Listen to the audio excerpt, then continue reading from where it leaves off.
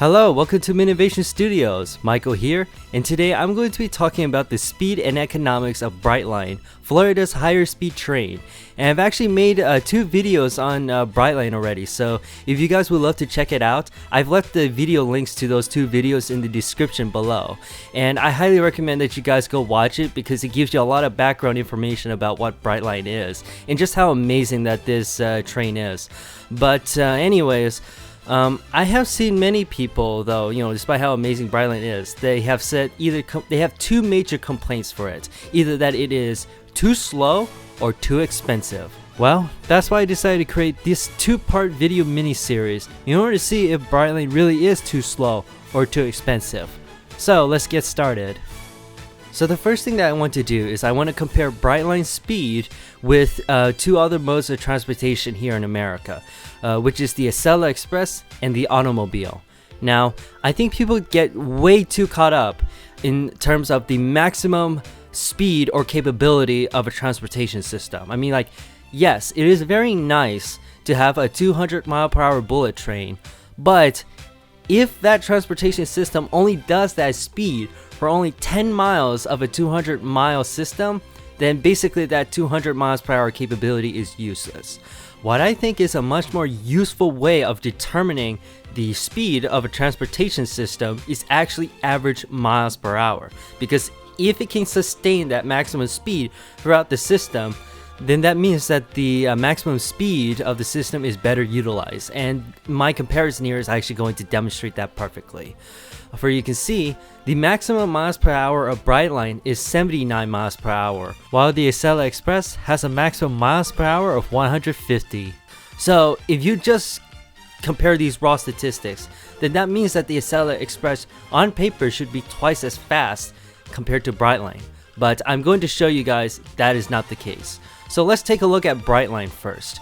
The distance from West Palm Beach to Miami currently for Brightline is around 66.29 miles. And Brightline claims that it can do that distance within an hour and 15 minutes. So that's roughly around 75 minutes.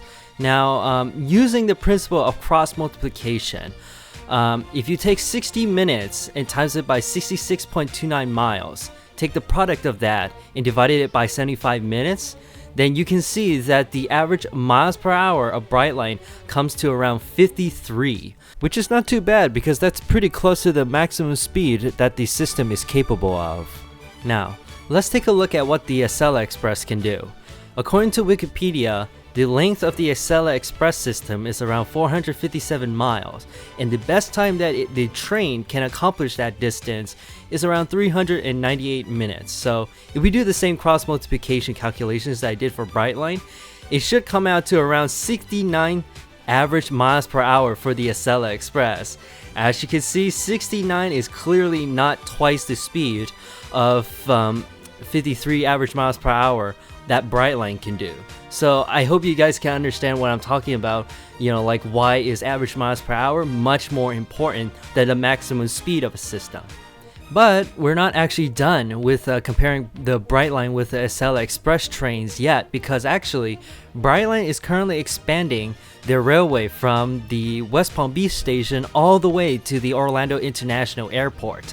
And actually, the maximum speed capabilities of Brightline on these new sections will actually be faster than what it can do now. For the West Palm Beach to Cocoa section, the train will be able to do 110 miles per hour, and the Cocoa to Orlando International Airport section will be 125. Still not close to the maximum 155 mile per hour speed of the Acela Express. But I'm going to prove to you guys that actually, when Brightline finishes this expansion, it will actually be faster than the Acela Express. So I have measured the distance between the hypothetical path of Brightline from Orlando to Miami, and I came to roughly around 235.79 miles of the entire system. And the Brightline has said that they can do this distance within 3 hours, or in other words, 180 minutes. So if we use the cross multiplication principles that I've done for the earlier calculations, you should get to that the answer is that Brightline will be doing an average miles per hour of 78, which is 9 average miles per hour faster than the Acela Express. So yes, that is right. So even though the Acela Express has a maximum speed higher than that of Brightline, when Brightline finishes their Orlando expansion, it will not only be faster than the Acela Express, but it will also be the fastest train in America, accounting for the entire system length. So how does this compare to the automobile? Well, for this example, I'm going to use my own personal commute to compare between the Acela Express and Brightline, because I think car travel in America is way too variable, so I definitely have to use my own life example for this. But anyways, after looking into my car and going through the speedometer and all that, I can actually see that the average miles per hour that my car records is 35 average miles per hour. And you're probably wondering right now, why is my average miles per hour so low? I got one answer for you: traffic.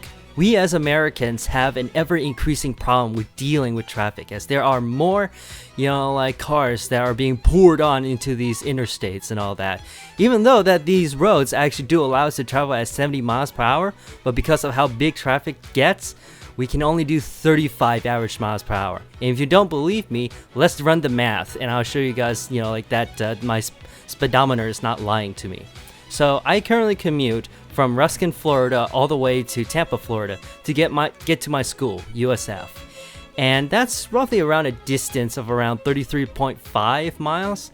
And on a good day, on a very decent day, it usually takes me 50 minutes to get there. Yes, and that's on a good day. If it was on a bad day, like I had a couple days ago, it could be an hour and 40 minutes for me to get to USF, which is really bad, but I'm not going to calculate my average miles per hour using that kind of time. I'm just going to use the 50 minutes, but do keep that extreme example in the back of your mind as I'm making these calculations. So, using 33.5 miles and then 50 minutes to get me to my destination. If you do the cross multiplication for this, then you should come up that my average miles per hour for me to commute from Ruskin to USF is around 40.2 average miles per hour.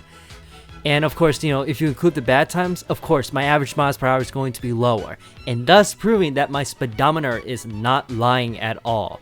Cars actually, even though they are capable of doing 70 miles per hour on an interstate highway, they still have a very, very abysmal average miles per hour, compared to the Acela Express and Brightline. So to answer the question, is Brightline slow? At the moment? Nah, not really. In the future? Not even close. It will be the fastest train in America once the expansion from West Palm Beach to Orlando happens. Until the Texas Central Railway opens, but we'll see when that opens. But once the expansion does happen, yeah, Brightline will be the fastest train in America. Well, that's basically the end of this first part of these two-part video mini-series. I originally wanted this video to be one thing, but it turns out that I do have a lot to say in terms of the economics of Brightline, so I decided to save that for another video. But anyways, I hope you guys enjoyed this analysis of, the speeds of Brightline compared to the Acela Express and the automobile. Yeah, I hope you guys enjoyed this video. I'll see you guys next time while I cover the economics of Brightline.